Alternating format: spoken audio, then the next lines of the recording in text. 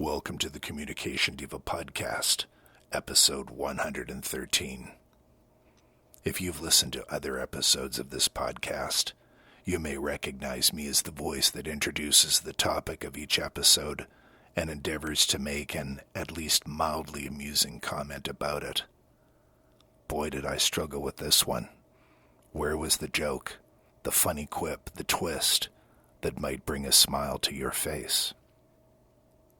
Then I realized the laugh was right there, staring me in the face the whole time. So now, here's Jenn with her interview of Dr. Serena Reep on the subject of, wait for it, work-life balance.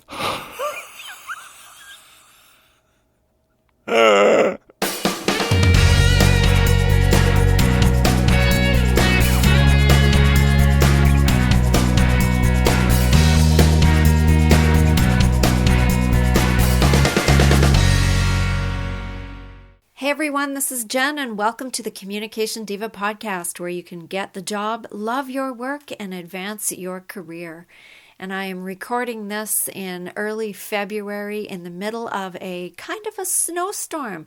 Not a storm at the moment, but it's been a crazy, crazy winter here on the West Coast. We're not used to this, and the people in the rest of the country are laughing at us and giggling, but we've had schools shut down, and we've had meetings that I've had to go to canceled, and we've been out shoveling and getting our exercises, and actually we've broken a lot of records. There are records that have been broken for snowfall levels since 1946 and 1957, and it's been quite something. And it makes it a lot harder to get around when we don't have the snow clearing equipment that other places do, and we don't have the sand and the salt and all the things that you need. So it's been quite interesting. The fashion has changed when you have to wear your winter boots and your hats and your gloves everywhere you go. Anyhow, today I am going to be bringing you a fantastic interview, and if you listen right to the very end, my guest has a gift offer for each of you, so I encourage you to go right to the end of this episode and take a listen. She has a large background and has done multiple things. She's got her PhD, and she's got a background in psychology, and she is an author. She's worked with people like Jack Canfield, and she's writing a new book that is coming out in the spring of 2017. And I think this topic is something that you will be interested in. So I would ask you to please make sure you review us on iTunes. If you haven't done that yet, go over to the Communication Diva Podcast and leave us a review so that this can get shared. And make sure you come on over to the website afterwards to communicationdiva.com to episode 113. Click on the show notes. You will see the offer that Dr. Reep has for you there, and you'll be able to leave comments and share from that page. So without further ado, I will present to you Dr. Serena Reep, who is the founder and CEO of Transformational Communications, Inc., and here is our interview.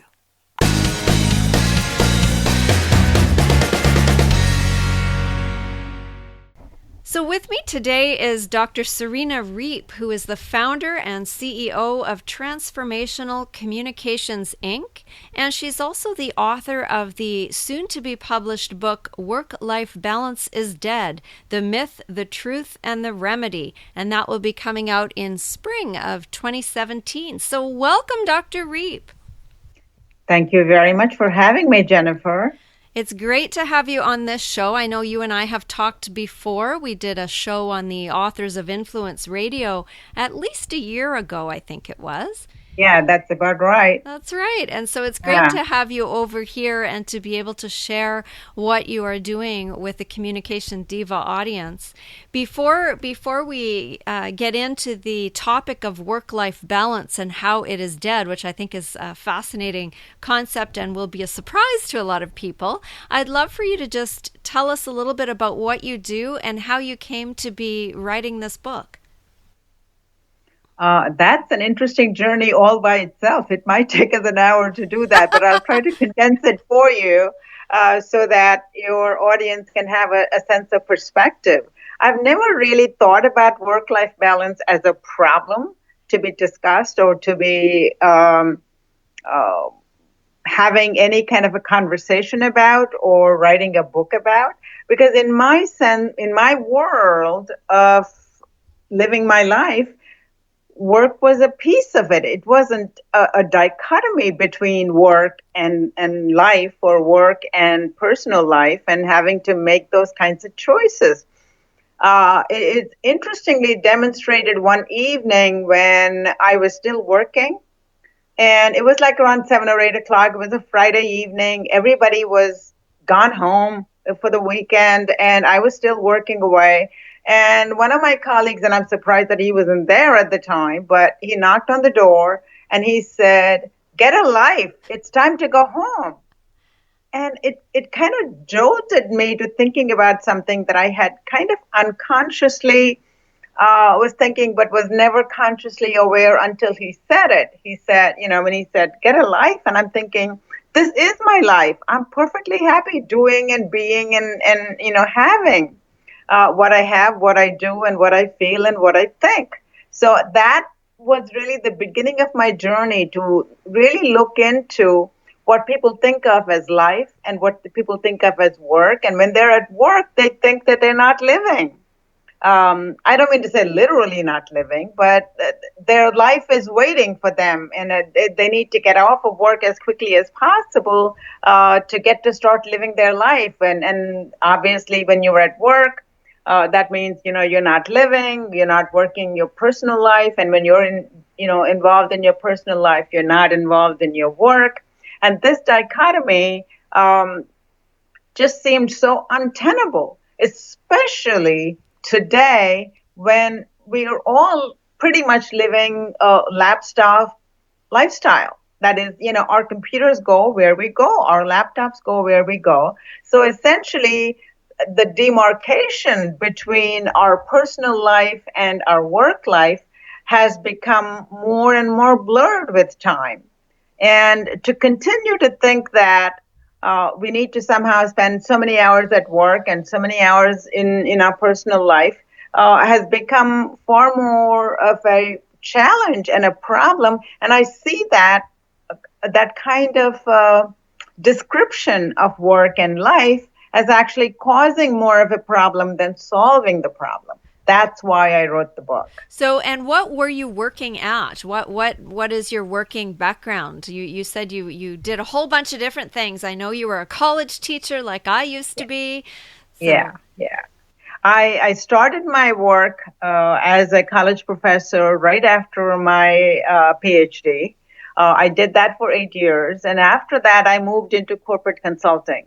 And that's where I basically earned my chops in terms of consulting with individuals and corporations on a whole host of things. As you know, my background is as a social psychologist. So communication and relationship management are very critical to everything that I do and everything that I train people on and talk about and give speeches on and so on. So that's academically, communication and relationship management is my area of specialization. And I started, once I moved into the corporate world, that's kind of where I have been, and that's what I have been doing, whether it be, doing corporate kind of training or having individual level training and consulting and coaching. These are the things that I'm interested in most, as to how to have better relationships in our lives, how to have a better sense of balance in our lives, how to manage life in a way that causes us less stress and more joy, which is what we all want. But somehow we seem to be taking the wrong path. Our goals are in the right direction, but our execution is not in the right direction. So that's basically what I've been doing for the last 20 plus years. So the whole idea of having to balance our lives, I mean, you see this, especially at this time of year. It's when we're recording this right now, it's in February, early February. So it's after the holiday season. It's after, everyone has indulged and done all of these things, presumably. And all of the magazines and the articles online are all about getting back to your life balance, getting fit, finding finding ways to be well. And I even did an episode recently on workplace wellness. So there's this whole drive at this time of year to get that balance. But where do you think that came from? As you said, we've got our laptops in our pocket all the time. Are we just so out of whack that we're scrambling to figure this thing out, or what's going on? I think that a lot of things are happening at a macroscopic level, and the change is so fast and so furious that we're really not able to hang on to something with some sense of certainty, with some sense of, I know where I'm going, I know what I'm doing, because the change, as I said, is coming left and right. And all of a sudden, we're having to say, wait a minute, who am I? What am I? Where am I going? What am I doing?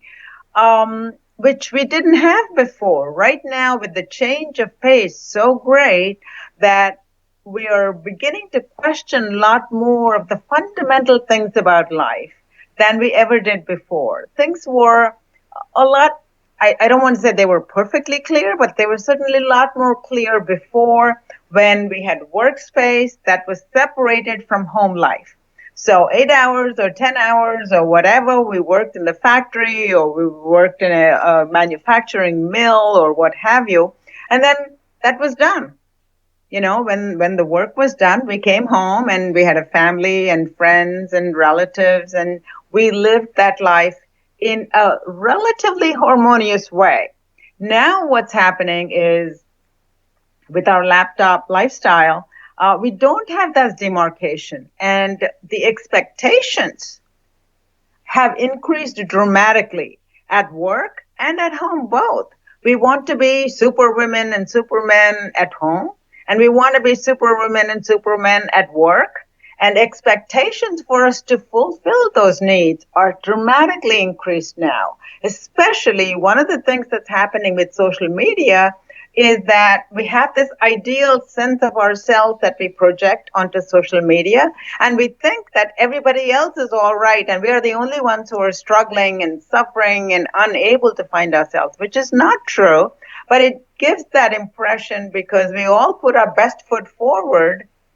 And so when you look at somebody else's best foot and you look at your real foot, right? And you say, wait a minute, that's not me. I'm struggling here. I'm not able to make this happen. And look at this person and this person and this person. They're doing all these fabulous things. We didn't have this much of public versus private persona before. And social media has changed this whole thing for the corporations too, by the way, not just for persons. And so we're latching on to this old concept of work and life and balancing the two by separating them and giving X number of hours for this and Y number of hours for that, and thinking that that's going to be a solution because it worked for our parents, it worked for our great grandparents, and it should work for us. But we forgot that some things have fundamentally changed our corporations and our personal lives. And that's what's making it very hard for us to embrace and be really successful at balancing our personal lives with our work lives. What are the dangers of trying to maintain some kind of a balance? Because I know for many of us, it's really, really hard, if not impossible, to get that balance. Well, here is the problem, I think, that once we look at things this way, I think we'll have less of an issue with trying to balance things. And that is, you have to look at balance, not the concept of balance by itself is not a bad thing, by the way. But what is wrong or what is creating trouble in our lives is the fact that we're trying to balance the wrong things. This is the major thesis of my book, that we're balancing the wrong things because we're establishing a standard for ourselves that doesn't work for us. It worked for somebody else, but not for us and not right now. So what we need to do is look at what is it that we're trying to balance. Once we do that, I think we'll have a better sense of grounding, and that will help us feel more at peace, more with joyful life, more of a productive life, and have a sense of I belong here. This is who I am. This is what I am. And I'm happy to be where I am. That's really where we need to get to. And in order to get to that, we need to figure out what it is we're trying to balance. The problem that I found, as well as the answer that I found, are in exactly how different people define balance. The people who are having trouble with work-life balance are people who are defining balance as the amount of time you spend at work and the amount of time that you spend at life, at home, with your family, friends, and relatives, and so on and so forth. But when you take that notion, those things as the things that you need to balance, but instead think of having cognitive balance in your own mind, in your own sense of identity about who you are, then I think the problems will disappear. You won't look at balance quite the same way. Let me give you a couple of examples of successful people who have created a balance in their lives. In fact, you might think that that's not a balance at all. And that is really the point that I need to make. And that is, think of Mother Teresa. And I think I talked about this in my book. Actually, I had several examples like that. But this is a classic example. And when I give this example, people really get the entire thesis of the book. I kind of create a kind of a funny vignette.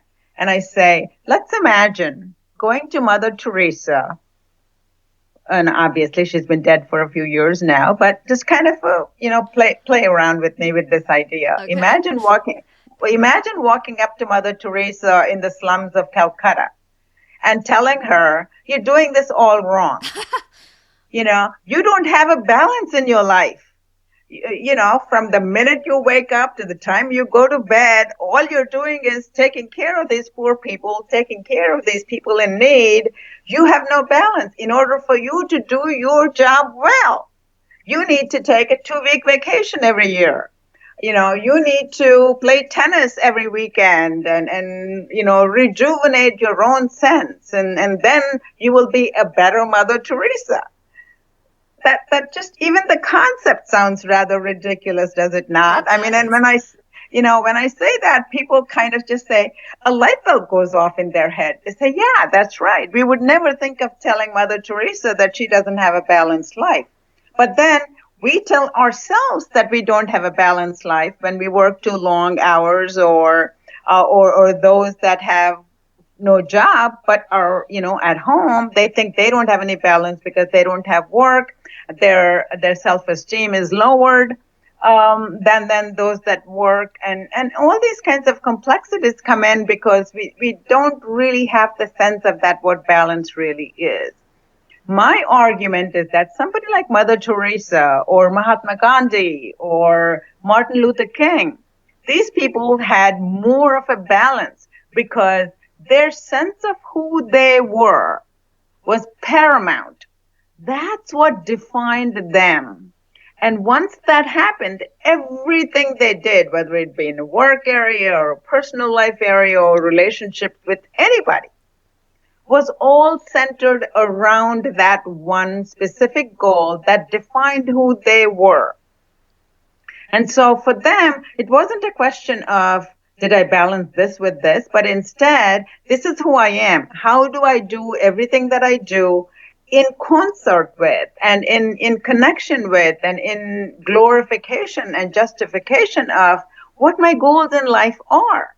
So if we do that in our lives, we will be just as balanced as these people were. Now you can say, well, I'm not Mother Teresa and I'm not Mahatma Gandhi and I don't intend to be. Fair. I agree with that. But you don't have to be Mother Teresa to be able to align your own sense of who you are and what you're doing and where you're going. You can be perfectly you and still have a sense of, I am doing this because whatever that X is, that's important to you. Just as serving the poor and the destitute was the mission for Mother Teresa. And you can take any other examples. It doesn't matter. But basically, the concept is that you have to have a cognitive balance about who you are, what your identity is, what you stand for. And then everything else will fall in place.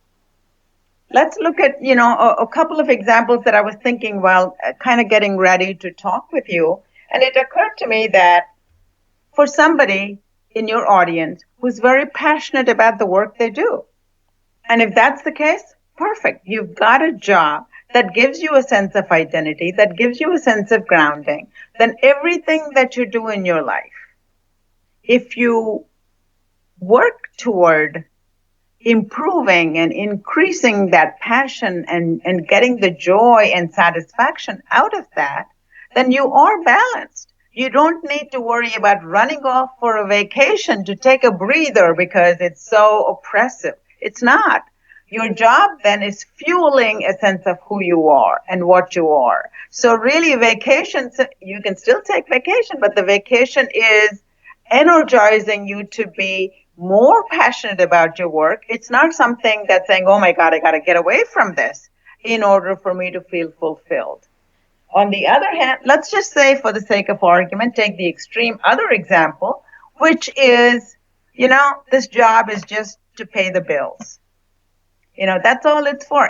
I'm not really passionate about the things that I do. It's just a job, which is perfectly fine. I don't want to put value judgments on how you view your work. But what is then important, if you decided that job is just to pay the bills, then what else do you want to be known for? What is it that you're passionate about? What is it that you want your life to count for? So it's purpose? Is it about purpose then? Absolutely. I mean, anything is a purpose, whether, creating a work of art, like major artists have done, or, major inventors who looked for a cure for something like, cancer or what have you. That's their purpose. So, and if you are a scientist working in a laboratory trying to create new drugs to life-saving illnesses, then that's your purpose. But it doesn't mean that you have to do this magnificent and magnanimous things that affect the whole world. You could just be saying, you know what?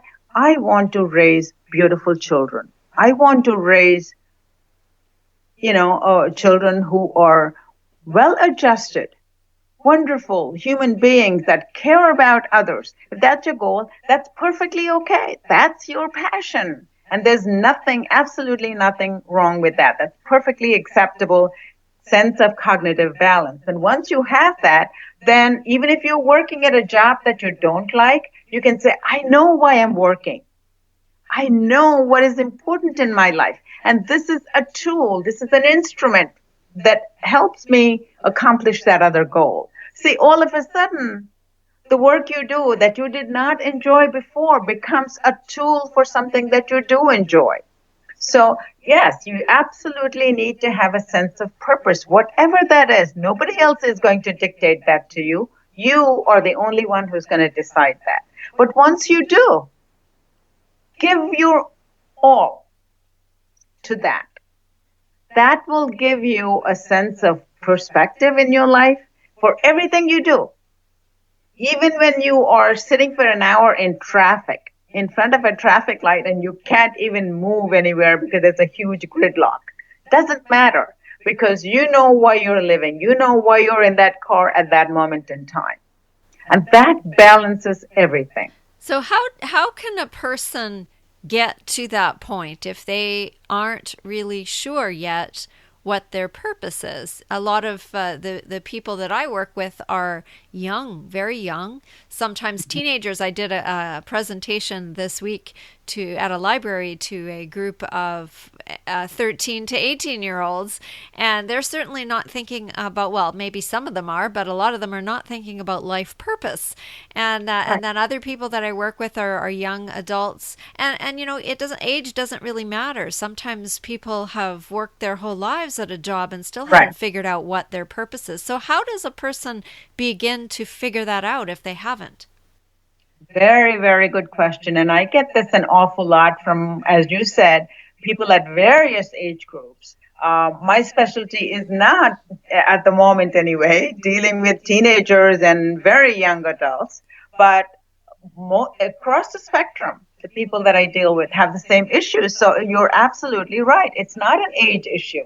But let me start by saying that it's never too early to start your journey. And discovering who you are, it does not mean that what you think you want to do today, who do you think you are today, what you think is your life's purpose, has to be put in cement where nothing changes for the rest of your life. It doesn't have to be that way. But even if it changes, as your life changes, as you begin to grow and you're exposed to more things, and then you begin to change your perspective on things, that's perfectly okay. But at any given time, just letting the wind sway you one way or the other is very problematic and very unproductive in living your life. So even if you're a teenager, I've known a few teenagers, as I said, that's not my professional area of expertise, but even if you're a teenager, I've seen a few people who have a tremendous sense of where they're going. And that's why did they have that whereas others didn't? It's either something in their background or they on their own were able to do that. Either the parents encouraged them and supported them, or the school, mentors at school, friends, other relatives who accomplished great things. So we can derive a sense of inspiration as well as aspiration to where we want to go from just about anything you can think of in your environment. But the idea is to create something that defines you and be proud of it and work in that direction without worrying, gee, I'm too young. I don't know what I want to do when I grow up. No, you know what you want to do now. Don't worry about what you'll do when you're 40 or 50 or 60 or 90. Just worry about you at 16, what you want to do right now. How do you want to be known by?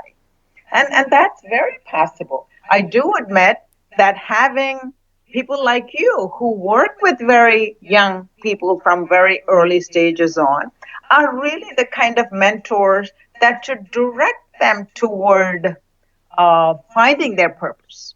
Not necessarily saying this is the purpose for the rest of your life, but right now, right here. What do you want to do? How do you want to be known? What matters to you? And even creating that sense that they need to live for something that matters is up to us as adults to be able to affect them. And if you're a young adult just starting out, going to work and trying to make a living, you can still think about, I'm starting a life right now, my work life, my professional life. And I have a chance to make a difference. And I must say, in recent times, we've been seeing a lot of the protests. We've been seeing a lot of uproar about what's going on in the political atmosphere. I've been seeing a lot of youngsters saying they want to stand for something, either for or against, it doesn't matter. Somehow, the political atmosphere has energized young people to do something. And that's a good thing, no matter where you stand in the political spectrum. Standing up for something and saying, this is who I am, this is what I want to be counted for. That's important. And it's possible. And it's necessary for all of us to do it at any and every stage of our life. To have that mentorship, to be directed and helped with coming up with a sense of who we are is something we can do to help them along. Right. I wonder sometimes if in the work environment, I like the idea that you gave the examples of people that are doing what they're passionate about and people that are doing the work just to get the paycheck so that they can go be passionate about other things. I wonder sometimes about the difference between vocation and occupation. I have worked with nurses who are on both sides of the spectrum, and you can really tell the ones that are doing it because it's their vocation as opposed to an occupation. What do you think about that?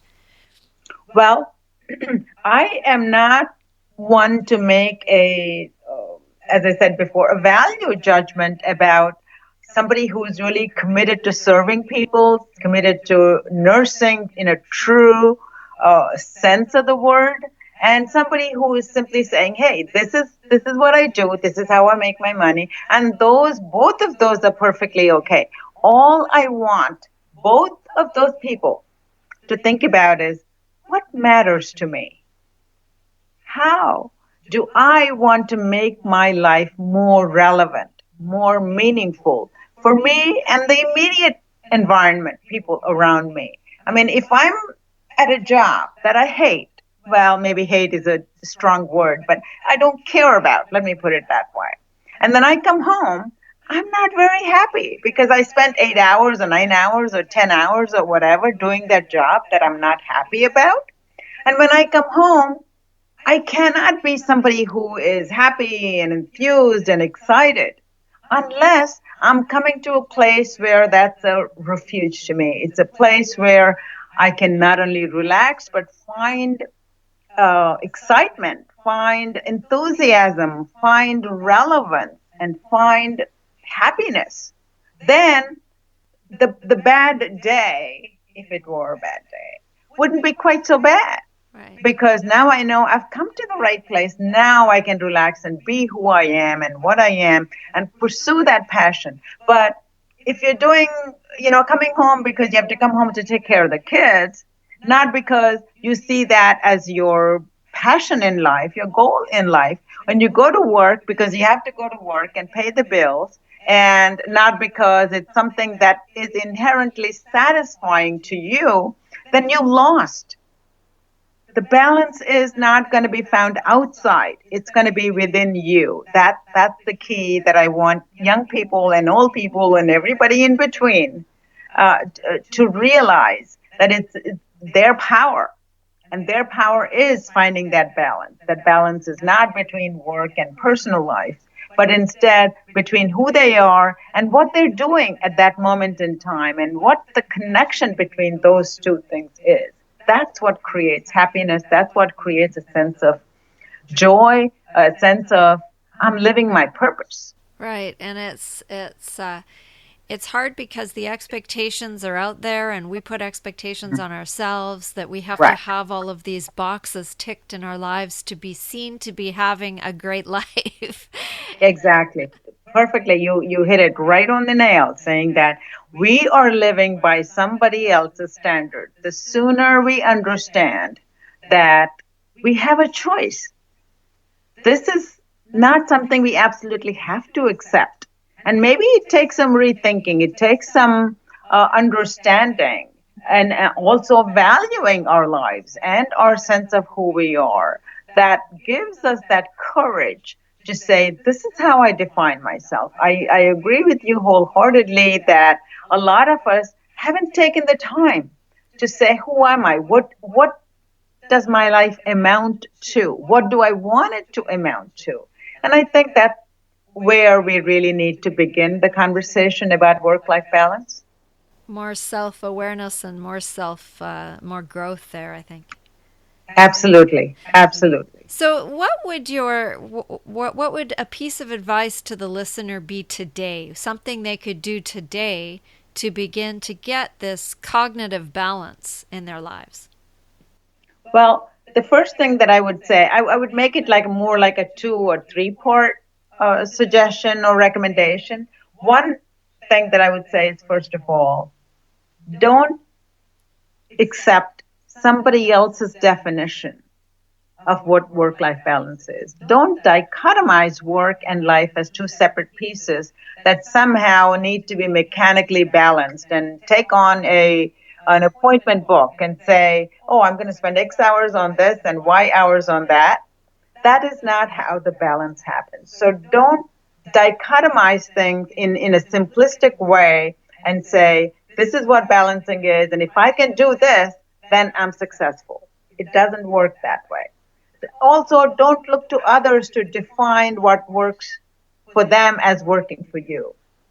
Now, the third point is the main thesis, which is spend some time thinking about who you want to be known as. What is important to you? I realize that If you've never spent time quietly thinking about what your life should amount to, and this can be a very serious thought process for somebody who's an adult, but even for a young person, it is not too early to begin to say, I want to count for something. I want to make a difference in my own life, first of all, and then make a difference in other people's life by making a difference in my life, or make a difference in other people's lives and thereby making a difference in my life. I think that sometimes we shortchange ourselves thinking that, oh, that's too big or too philosophical a question, and I just want to get by the day. You will not be able to successfully get by today if you don't have that larger perspective where the day today fits in. So that's my biggest advice is for anybody at any age, think about how to make your life matter. And you will be surprised that you will find an answer. You might initially think that, oh my God, that's just too philosophical, that's too esoteric, and I don't have time for that. But believe me, you do have the time for it, you do have the capabilities, and the sooner you get to that point, without worrying, by the way, that, boy, this may not be what I want to do 5 years from now or 10 years. Don't worry about it. Worry about where you are right now and what matters to you right now. Make that your passion. Don't say, oh, well, today this, and tomorrow that's that. Have some sense of grounding. This is what gives you that grounding. And once you have that grounding, everything else will fall in place. Believe me, it did not happen for superstars. It did not happen for people that matter. People have made a difference in the world by just saying, oh, one day it'll come to me. It's an art that you need to, how should I put it? It's an art that you need to cultivate and work toward. And when you do, you'll be amazed at the answers your own conscience, your own sense will tell you as to what it means to you. And go with that. Don't accept somebody else's definition that says, oh, it's got to be this in order for it to be right. There is no right or wrong. As long as, of course, we're not talking about going and killing people or, doing something totally outrageously unethical or immoral or whatever. But, 99.99% of the people are not that. Right. So we have an inherent goodness within each and every one of us. And we can tap into that and begin to have a sense of purpose. And that purpose will guide all of who we are and what we are and where we want to go and what we want to accomplish in life. Beautifully said. Thank you. Where can people find you and find out more about your book and the other book that you've written and things that are going on in your life? Where can they reach you? Well, the easiest way to reach me is to go to my website, which is very, very easy to remember. It's Serena Says. By the way, that's not S-A-Y-S, but S-E-Z. Serena Says. S-E-Z. S-E-R-E-N-A. S-E-Z.com. That's it. SerenaSays.com. Fabulous. And you can connect with me there by sending me an email. You can look at the stuff that I have there, and you have any questions, anything that you want to talk to me about, I'm very open to, and I read all my emails, so you're more than welcome to. But I also want to make an offer right here, right now, to your entire audience. Lovely. That is, Jennifer will put a link further down somewhere when she gets around to editing this, but you will find the link on the notes that she provides where you can use that link to set up a 15-minute appointment with me free of charge. My usual charge is $500 an hour. I'm willing to talk to each and every one of you. 15 minutes free consultation about anything relating to stress, anything relating to finding your purpose, anything relating to balancing your life. I would be very happy to talk with you one-on-one. So you use the link that she's going to provide you and let me know what's on your mind. There is, by the way, when you click on the link that she's going to give you, it's going to take you to my appointment book. But in addition to picking a time that's of the available slots there, mind you, you also need to fill out a small questionnaire. what that is going to ask you is, what are your concerns? What are your 3 biggest concerns in the area of work-life balance? So fill that out for me so I know what we're going to talk about. I don't want to just sit there and wonder now, okay, what shall we talk about now?